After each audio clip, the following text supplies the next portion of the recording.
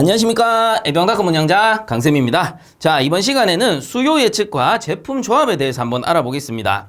자, 교재에 보시면 1. 수요 예측 방법이 나오는데요. 갈로 1번에 수요 예측의 정의라고 해서 나오죠. 그래서 한번 읽어보면 기업의 생산 제품이나 서비스에 대하여 미래의 시장 수요를 추정하는 방법으로 판매 조달 재무 계획을 수립하는 근원이 되는 과정이다라는 거예요. 그래서 말 그대로 제품을 생산을 할 건데 이게 생산한다고 끝나는 게 아니잖아요. 생산하고 판매를 해야 된단 말이에요. 그럼 이 제품을 어느 정도 우리가 구매하고자 하는 수요가 있는지 그거를 조사하는 단계다라고 생각을 하시면 됩니다. 그래서 뭐 예를 들자면 우리가 시즌, 계절로도 나눌 수 있는데 뭐 여름철이냐, 겨울철이냐, 자, 이런 시즌에 따라서 판매되는 제품이 또 다를 거예요. 그래서 여름 같은 경우는 우리 휴가철이니까 튜브라든가 아니면 수영복 요런 것들이 상당히 잘 팔릴 겁니다. 그리고 겨울철에는 손난로나 아니면은 뭐 이제 겨울철 추우니까 점퍼 같은 거 요런 것들이 아마도 잘 팔릴 겁니다. 그래서 이런 식으로 시즌별로 우리가 수요를 조사할 수도 있는 거고, 자, 그러면 이런 거를 어떻게 조사를 할 거냐 이거죠. 자, 그래서 이렇게 할 수도 있는 거죠. 전년도의 데이터, 전년도 데이터를 바탕으로 그래서 작년 7월, 8월에는 어느 정도 팔렸더라. 뭐 아니면 1월, 3월에는 어느 정도 팔렸더라. 이런 식으로 과거의 데이터를 이용하는 방법이 있을 수도 있는 거고요. 아니면 조금 짧은 단위로도 어떻게 월 단위 아니면 주 단위 아니면 일 단위로 끊어가지고 이 판매량이 어느 정도 되느냐 수요를 예측할 수도 있는 것이고요. 그리고 또 전문가들이 만드는 이런 것도 있습니다. 예측 모델이란 것도 있어요. 예측 모델에 의해서 우리가 수요를 예측할 수도 있는 겁니다. 자, 어쨌든 간에 수요 예측 이제 어느 정도 의미는 아시겠죠. 말 그대로 판매되는 양을 예측해서 우리가 제품을 만든다라는 건데, 그렇다면 그 밑에 갈로 2번에 수요 예측 방법의 분류 를 한번 봅니다. 거기에 보시면 제일 먼저 나오는 게 정성적 예측법이 있어요. 정성적 예측법인데, 자, 요거를 다르게 표현한 게 주관적이다라고 돼 있죠. 주관적 예측법에 속한다라는 겁니다. 그래서 이 주관적인 의견이 좀 들어갔다라고 보시면 되는데요. 아무래도 주관적인 의견이다 보니까 이게 정확도는 좀 떨어질 수도 있습니다. 그래서 한번 읽어보면은 줄을 쭉 꺼주세요. 과거의 관련 자료나 장래의 사태 변화에 대한 자료가 불충분할 때 전문가의 주관적 의견이나 추정을 토대로, 그래서 전문가의 주관적 의견입니다. 그리고 또는 추정이죠. 그래서 주관적인 의견이다 보니까 맞을 수도 있지만 틀릴 수도 있는 거예요. 그래서 정확도는 조금 낮은 편이다라고 보시면 되고, 어쨌든 이러한 주관적 의견이나 추정을 토대로 하는 방법이다. 그 줄을 쭉 꺼주시면 됩니다. 그 다음에 기억해 보시면 종류로는 델파이법, 판매원 의견 종합법, 경영자 판단, 그리고 소비자 시장 조사법 등이 있다. 이렇게 나오죠. 그래서 델파이법이라는 거는 전문가에게 의견을 구하는 거예요. 그래서 그냥 쉽게 말하면 전문가들한테, 이 많은 전문가들한테 설문조사를 하는 거죠. 그래서 그 설문이 이렇게 모이면 어느 정도 데이터를 추려가지고 수요를 예측한다던가 이러한 방식이고요. 그리고 판매원 의견 종합법, 이런 건 좀 쉽죠. 우리 종업원들, 그래서 일하시는 종업원들 의견을 듣는 겁니다. 예를 들면 우리 뭐 대기업이라고 치면 현대차, 기아차 이런 것들, 그럼 대리점이 있을 거 아니에요. 그럼 대리점 영업사원분들의 의견을 취합하는 거죠. 그래서 시즌별로 얼마나 팔리더라, 아니면 계절별로 뭐 이런 모델이 잘 팔리더라, 이런 거를 이제 의견을 듣는 겁니다. 자, 그리고 이제 경영자의 판단, 말 그대로 경영자가 판단을 하는 거고요. 그 다음에 이제 소비자 시장조사법, 이건 뭐예요? 소비자에게 설문조사를 하는 거예요. 그래서 요럴 때는 이런 모델이 갖고 싶다, 뭐 요런 이제 예측이 가능하겠죠. 자, 그래서 이러한 종류들을 보시면 되는 거고요. 그렇다면 이 정성적 예측법의 장단점은 어떻게 되느냐? 장점은 예측이 간단하고 고도의 기술을 요하지 않는다라는 겁니다. 왜? 그냥 설문조사만 하면 돼요. 의견을 물어보기만 하면 돼. 근데 중요한 건 정확도가 좀 떨어질 수 있다라는 거죠. 사람 의견이 다 다를 수 있으니까. 자, 그리고 이제 단점 같은 경우에는 전문가나 구성원의 능력, 경험에 따른 예측 결과의 차이가 크고 예측의 정확도가 좀 낮다라는 겁니다. 이게 중요한 거예요. 그래서 전문가라고 하더라도 전문가의 그 뭡니까? 능력에 따라서 어떤 전문가는 좀 많이 틀리고 어떤 전문가는 능력이 좋아서 좀 어느 정도 많이 맞고, 자, 이러한 편차가 존재한다. 그러니 정확도가 좀 낮은 편이다. 이렇게 이해를 하시면 됩니다. 자, 그 다음 넘어가 볼게요. 자, 그 다음 동그라미 2번에 보시면 이제 정량적 예측법이 나옵니다. 그래서 두 번째 정량적이라고 하고요. 정량적 예측법이라 하고, 요거 이제 반대로 객관적이다라는 거죠. 객관적. 그래서 객관적인 이제 데이터가 있다라는 거예요. 그래서 데이터의 숫자를 바탕으로 우리가 예측하는 방식이다 보니까 아무래도 주관적인 방법보다는 좀 더 맞을 확률이 높을 겁니다. 그렇다고 100% 정확한 건 아니에요. 어쨌든 간에 둘 다 예측법이기 때문에 어디까지나 예측을 하는 거지 100% 맞출 수는 없는 거죠. 그래서 주관적인 것보다는 조금 정확할 확률이 높다. 이렇게 보시면 되는 거고요. 자, 그리고 이 정량적 예측 방법에는 또 두 가지로 나뉩니다. 제일 먼저 나오는 게 시계열. 그 다음에 나오는 게 인과형. 이렇게 보시면 되고요. 그렇다면 이제 시계열 같은 경우는 어떻게 되느냐? 말 그대로 시계열입니다. 시간이나 뭐 계절 이런 것들이겠죠. 그래서 줄 쭉 꺼줍니다. 월, 주, 일, 월 단위, 주 단위, 일 단위 등의 시간 간격에 따라 제시한 과거 자료로부터 과거의 데이터가 있다라는 뜻이에요. 이 정성적인 방법은 과거 데이터가 없는 방식이었고 요 녀석은 과거의 데이터가 있기 때문에 어떻게 해요? 객관적인 판단이 가능하다라는 거예요. 자, 그래서 그 추세나 경향을 알아서 장래의 수요를 예측하는 것으로 시계열 자료의 주요 구성 요소에서는 이 추세 변동 요런 걸 이제 트렌드라 그래요. 추세 변동 트렌드 T. 그다음에 순환 변동은 사이클 C. 계절 변동은 시즌이죠. 시즌 S. 그다음 불규칙 변동은 이레귤러. 그래서 I로 나타내게 됩니다. 그래서 요거 네 가지 추세 변동, 추세 요런 거를 우리가 트렌드라고 하고요. 그리고 순환 변동. 순환이니까 당연히 사이클일 거고요. 그리고 계절 변동. 여름이냐 뭐 겨울철이나 이런 거죠. 그래서 요거는 시즌이 될 거고 그 다음에 이제 불규칙한 거 불규칙. 그래서 요런 거는 이레귤러 이렇게 부른다라는 거. 그래서 요 네 가지 마찬가지 기억을 해주시면 좋을 것 같습니다.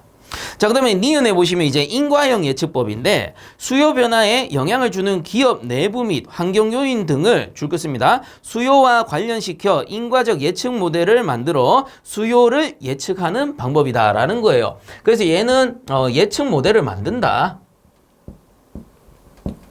자, 요 정도만 보시면 될 것 같습니다. 자, 그래서 기본적인 우리 수요 예측에서 이 정성적 예측법과 정량적 예측 방법에 대해서 한번 알아봤고요. 이제 그 밑에 2번에 보시면 시계열 분석에 의한 수요 예측 이렇게 나오는데 이제 조금 더 디테일하게 들어간다라는 거죠. 자, 그래서 요거는 좀 지워놓고 다시 한번 보도록 하죠. 자, 이제 밑에 2번에 시계열 분석에 의한 수요 예측 보겠습니다. 그래서 가로 1번에 이동평균법 이렇게 나오는데 우선은 별표합니다. 그래서 요 내용은요 문제에 꼭 나오고요. 그리고 내용이 어렵지도 않아요. 그 말은 뭐예요? 꼭 맞출 수 있는 문제다라는 거죠. 그래서 한번 읽어보면 전기수요법을 좀 더 발전시킨 것으로 이렇게 나오죠. 여기서 말하는 전기라는 게 이전 기간을 얘기하는 거예요. 이전의 기간. 그래서 뭐 전 월이 될 수도 있는 거고 아니면 전 분기가 될 수도 있는 거고 전 연도가 될 수도 있는 겁니다. 자, 그래서 이게 무슨 말입니까? 이전에 발생한 데이터를 토대로 그 평균을 내서 수요를 예측한다라는 거겠죠. 그래서 전기수요법을 좀 더 발전시킨 것으로 과거 일정 기간의 실적을 평균해서 예측하는 방법이다라는 겁니다. 자, 그래서 바로 밑에 박스에 보면 공식이 하나 나오죠. 예측치. 자, 예측치. 수요 예측이겠죠. 요거를 FT라고 했을 때 공식이 어떻게 되는 겁니까? 기간의 수 분의 기간의 실적치.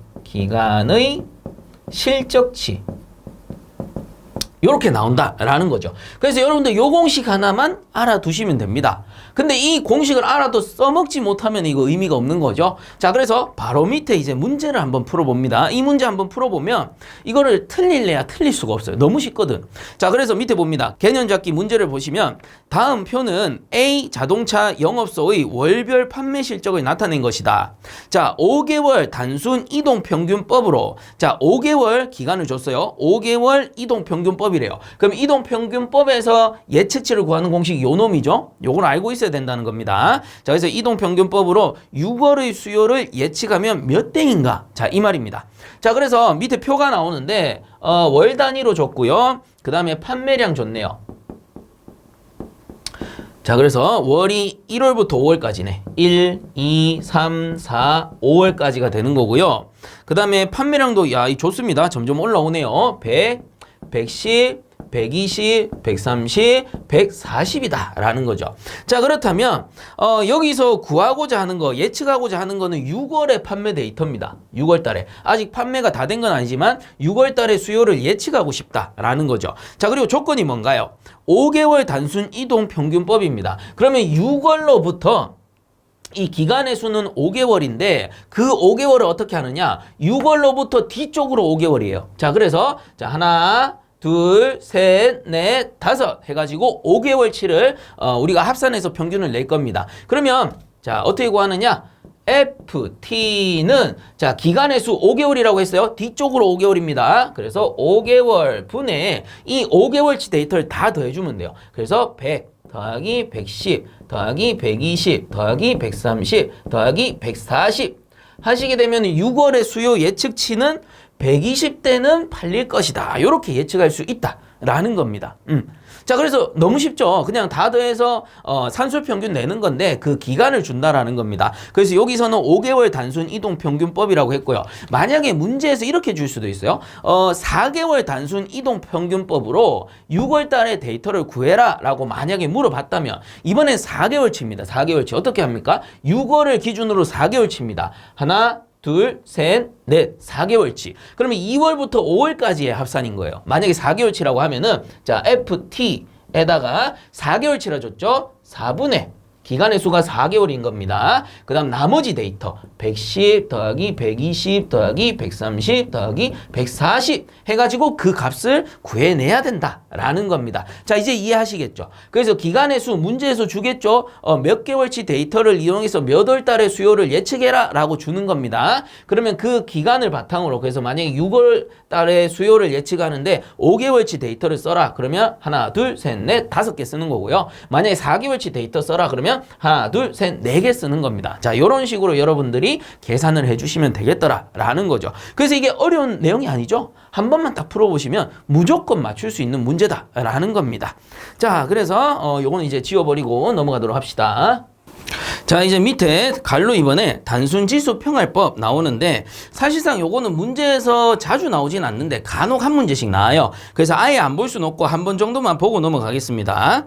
자, 현 시점에 가까운 실측치에 큰 비중을 주며 과거로 거슬러 올라갈수록 그 비중을 지수적으로 적게 주는 지수 가중 이동 평균법으로 이렇게 나오는데 말이 좀 어렵긴 한데요. 그냥 쉽게 생각을 하자면 최근 데이터일수록 비중을 높이는 거고 과거 데이터일수록 비중을 줄이는 겁니다. 그 말은 뭐야? 과거 데이터가 너무 많지 않아도 최근 데이터를 바탕으로 예측을 하기 때문에 굳이 이 데이터를 다 쌓아둘 필요가 없다라는 거죠. 그러한 장점이 있다라는 겁니다. 그래서 바로 뒤에 나옵니다. 장점은 이동평균법에는 장기간의 과거 실적을 필요로 하지만 그래서 우리 앞에서 배웠죠. 예를 들어 5개월 단순 이동평균법이라고 하면 과거 5개월치가 있어야 되고 7개월, 8개월이면 그 데이터가 있어야 되고 예를 들어 3년치다. 그럼 3년치 데이터가 다 있어야 되잖아요.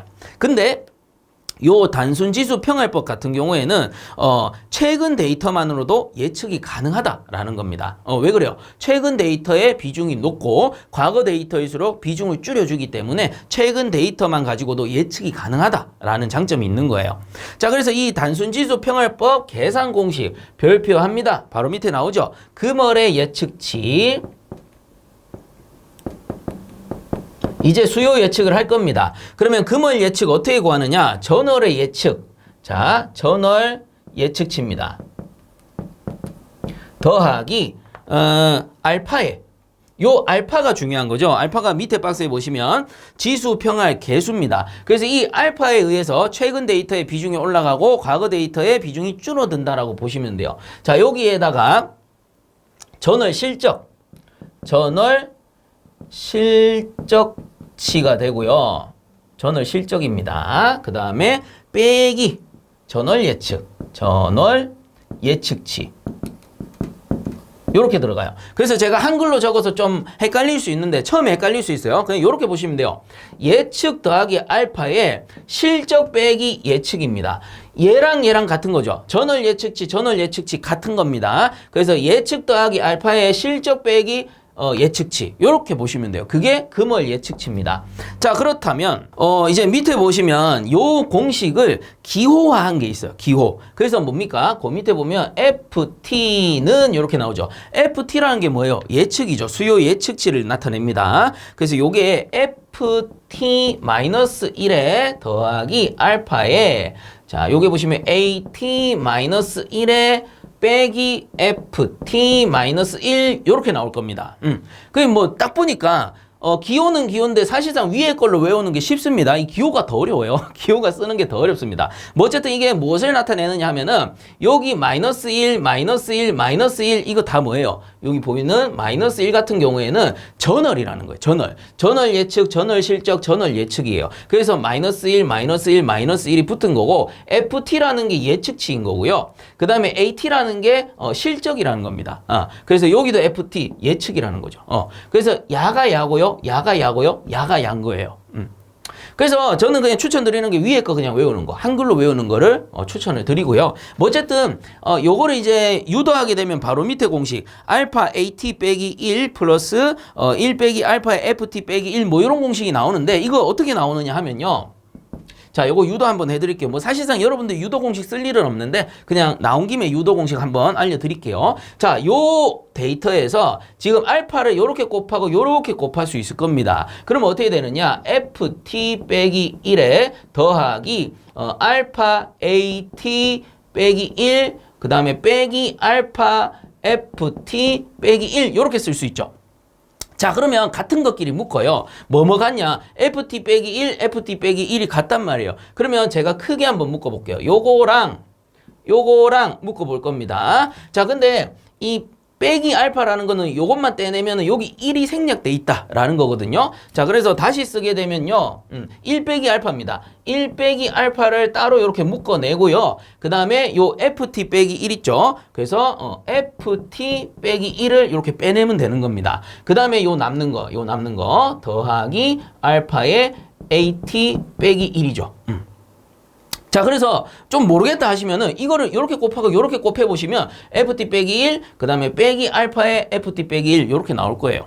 어쨌든 이런 식으로 유도를 하고요. 지금 최종 공식은 어떻게 돼 있냐면은 요거랑 어떻게 해요? 자리만 딱 바꿔놓은 거죠. 그래서 최종 공식 써드리면은 요 알파 AT 빼기 1이 앞에 가는 거예요.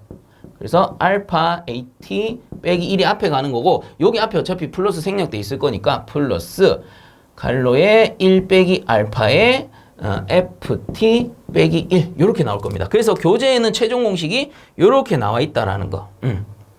자, 그래서 요거는 뭐 참고만 하시면 됩니다. 그냥 요거 유도해 드리는 거는 재미삼아 한번 해 드린 거고요. 여러분들이 꼭 알아둬야 될 공식은 바로 요 공식이다 라는 거겠죠. 요게 이제 중요한 거예요. 자, 그래서 요 내용도 마찬가지로 바로 다음 페이지 넘어가 보시면 개념 잡기 문제가 나올 겁니다. 그래서 요것도 마찬가지로 문제 한번 풀어보시면 딱 정리가 될 거예요. 자, 그래서 요거 우선은 지워버리고요. 자, 이제 문제 한번 봅시다. 철근을 생산, 판매하고 있는 K철강의 2021년 10월 판매 예측치는 15만 톤이고 실적치는 13만 5천 톤이었다.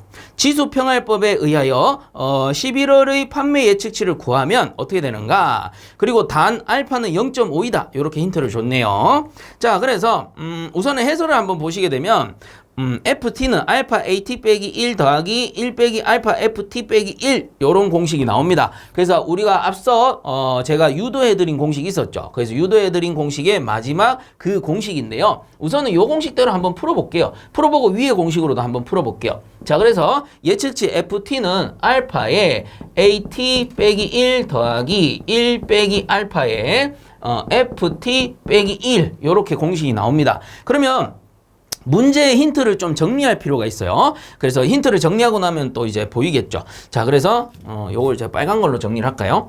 보시면 판매 예측치인데 10월의 판매 예측치가 그럼 이거 지금 구하고자 하는 게 11월의 판매 예측치니까 11월 전달 10월의 판매 예측치죠. 그래서 10월 이게 뭐죠? 전월 예측치가 됩니다. 예측치. 그리고 기호로 쓰면 FT 빼기 1이죠. 그래서 이 전월의 예측치가 지금 15만 톤인 거예요. 15만.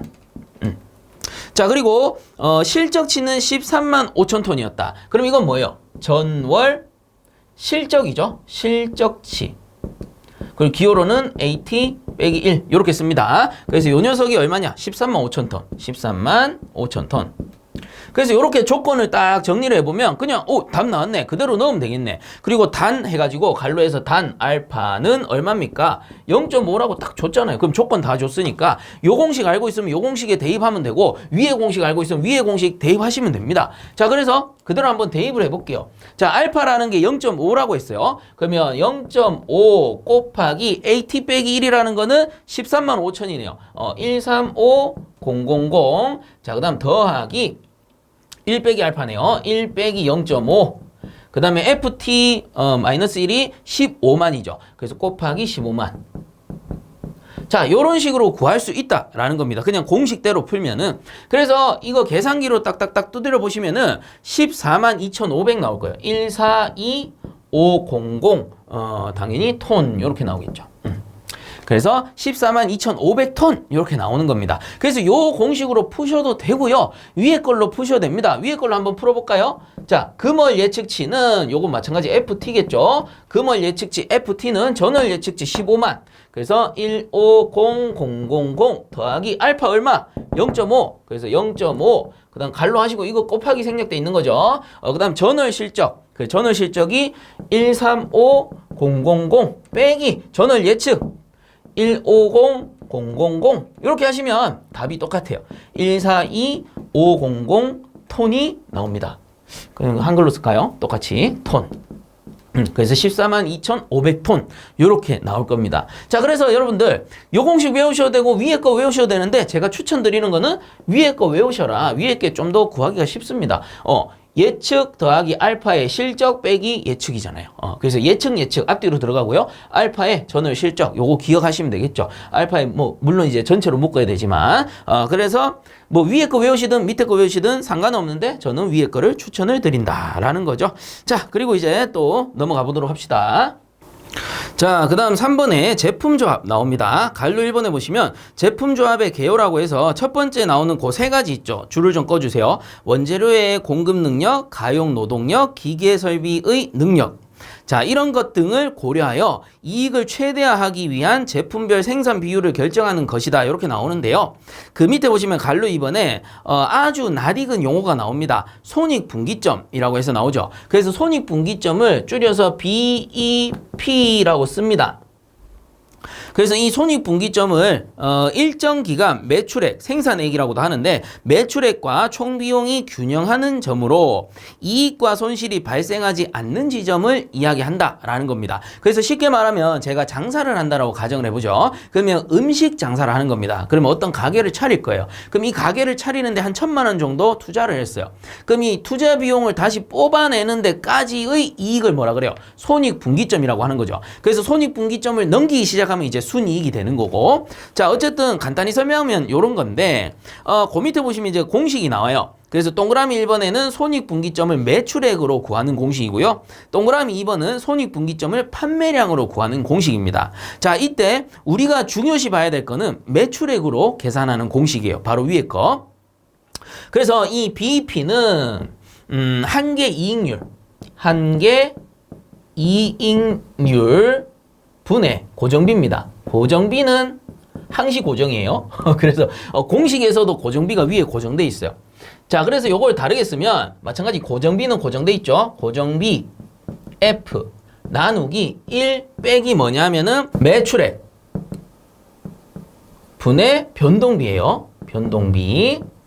자, 이때 매출액을 S라고 쓰고 변동비를 V라고 쓰고요. 자, 그리고 또 다르게 쓸 수 있어요. 1 빼기 매출액분의 변동비인데 매출액분의 변동비를 변동 비율이라고 합니다. 자, 그래서 고정비는 고정돼 있죠. 고정비 F에다가 1 빼기 변동 비율.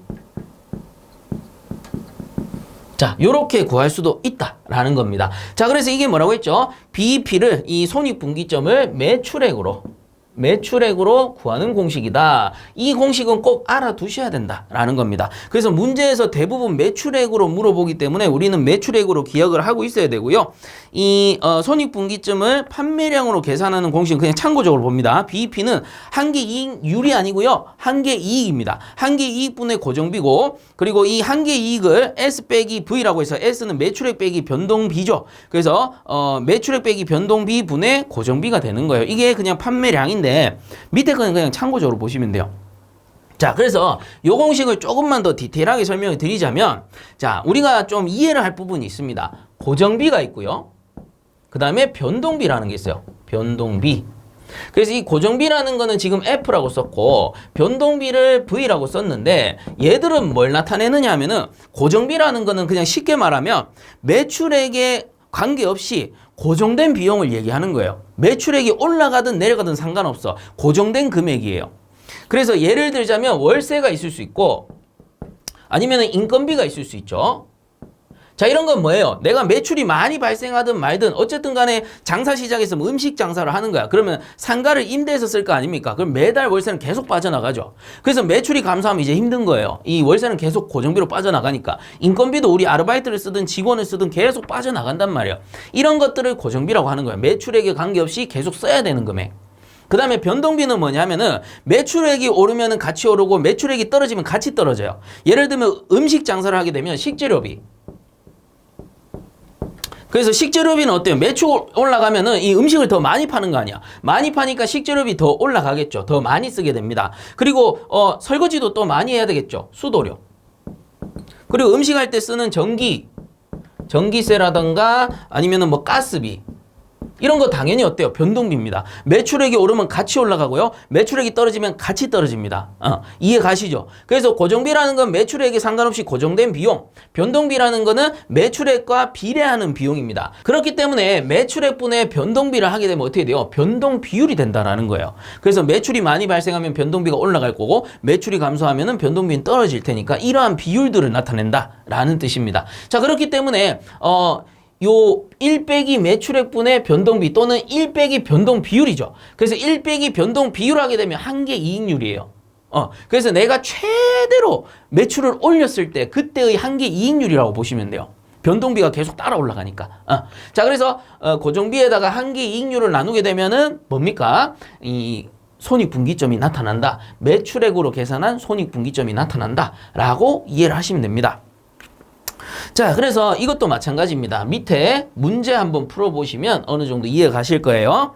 자, 문제 봅니다. 어떤 회사의 매출액이 8만 원이고요. 고정비가 15,000원, 변동비가 4만 원일 때 손익분기점 매출액은 얼마인가? 자, 이렇게 물어봐요. 손익분기점 매출액. 그래서 매출액으로 계산하는 공식을 알아두셔야 된다라는 거죠. 자, 그래서 보니까 매출액 줬고요. 고정비 줬고요. 그 다음 변동비까지 줬네요. 그럼 매출액 변동비가 있는 요 가운데 있는 공식을 이용을 해야 됩니다. 만약에 변동 비율을 줬어. 그럼 요 공식을 써야 되고, 한계이익률을 줬어. 그럼 요 공식을 써야 된다라는 거겠죠. 여기서는 매출액 변동비를 줬기 때문에 가운데 공식을 씁니다.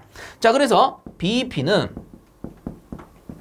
요 공식이죠. 1 빼기 제가 기호로 쓸게요. S분의 V분의 F로 구하시면 되죠. 그래서 1 빼기, 자, 매출액이 얼마입니까? 8만 원이래요. 8만 원 분의 변동비가 4만 원이네요. 4만 원 분의 고정비가 15,000원이래요. 15,000원. 자, 요렇게 해서 구해보니까 값이 3만 원. 3만 원이 뭡니까? 여기 이제 손익분기점이 되더라라는 거겠죠. 자, 그래서 여러분들 이 손익분기점 매출액으로 구하는 공식 꼭 알아두셔야 된다는 거 기억을 좀 해주시기 바랍니다. 자, 그 다음 넘어가 보도록 할게요.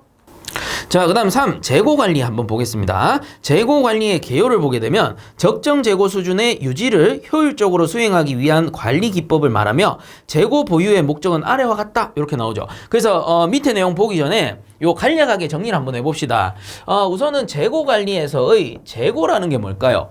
이 생산 제품인데 쉽게 말하면 우리나라는 뭐 반도체 유명하니까 예를 들어 반도체를 만들어내는 공장이에요. 이 공장에서 수요보다 더 많은 재고를 쌓는 거죠. 그래서 판매하지 않는데도 미리 재고를 만들어내는 거를 우리가 그냥 쉽게 말해서 재고라고 하는 겁니다. 그럼 이 재고라는 거는 무엇과 밀접한 관계가 있느냐? 당연히 수요와 아주 밀접한 관계가 있습니다. 그래서 여기서 말하는 수요 예측이 무진장 중요하다라는 겁니다. 왜 그러냐? 수요가 폭발적으로 올라갈 것 같아요. 예를 들어 가지고 올해 한 7월 달쯤에 수요가 엄청나게 올라갈 것으로 예측이 됩니다. 그러면 지금이 예를 들어서 3월 달이에요. 3월 달이야. 그럼 어떻게 해야 돼요? 7월 달에 지금 당장 3월에 판매가 안 되더라도 7월 달에 수요가 폭발할 것으로 예측이 된다면 이 재고를 어떻게 합니까? 재고를 증가시키는 거예요. 쌓아두는 거죠. 그래서 이런 걸 뭐라 그래요? 증산한다. 이렇게 얘기하죠. 증산한다. 많이 만들어낸다. 미리 재고를 쌓아둔다. 라는 겁니다. 자, 그리고 반대로 이번에 7월 달에 수요가 확 꺾여 내려갈 것 같아요. 금리도 많이 오르고 수요도 확 내려갈 것 같아요. 경기 침체가 올 것 같아요. 그럼 어떻게 해야 돼? 재고를 줄여야 되는 거야. 이런 거를 우리는 감산이라고 그러죠. 감산. 자, 그래서 이때 말하는 재고를 여기서 이제 관리한다. 라는 느낌으로 보시면 돼요. 그래서 우리가 앞에 배운 수요 예측도 아주 중요한 거구나. 이렇게 한 번 더 볼 수 있는 거죠. 자, 그렇다면 이러한 재고 보유의 목적은 아래와 같다 해서 밑에 1번부터 5번까지 나오는데 한번 봅시다. 동그라미 1번부터.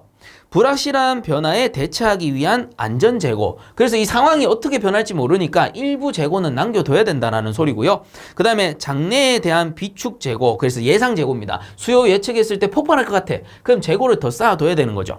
그 다음에 3번에 보시면 로트 사이즈 재고, 뭐 주기 재고 이렇게 나오는데 이런 게 있구나 정도 보시면 되고요. 그 다음 4번에 수송 기간 중 생기는 수송 중 재고도 있고요. 그 다음 5번에 공정의 독립을 위한 예비 일감 재고도 있습니다. 뭐 원자재를 좀 이제 빼둔다던가 해서 우리가 일감이 늘어날 수 있으니까 이런 것들을 대비하기 위해서 재고 관리를 한다. 이런 거고요.